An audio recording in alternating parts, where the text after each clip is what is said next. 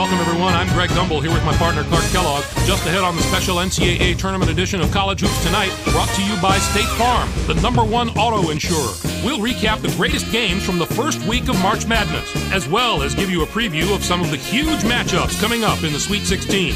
But we begin with the player who dominated the first week of the tournament. Bigby had a fantastic week. He dominated the action from his power forward spot, and that's no easy task in college basketball these days.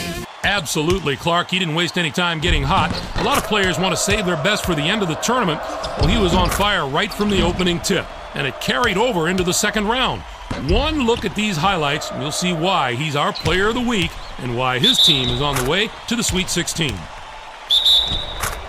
As usual, the first weekend of March Madness had what are sure to be some of the most dramatic contests of the entire tournament. Our first game was an outstanding matchup from the first round. Cornell did away with Wisconsin.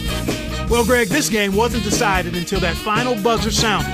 A couple of different bounces one way or the other, and this could have been a totally different outcome. Estrada was the hero of this one with a terrific performance. His 18 points led all scorers. Watching him basically put his teammates on his back and single-handedly carry them to the victory in a big game situation like this was stupendous. And for him to have a game like that on college basketball's grandest stage, the NCAA tournament, is simply phenomenal, Greg. What a performer. This next game was another superb March Madness battle. Illinois toppled Central Connecticut State. Sometimes you see a team come out flat in a first-round game, but that was not the case here. They looked fresh, and this seemed more like a mid-round game to me, Greg. Illinois really pounded the glass with tenacity this game, and it paid off for them.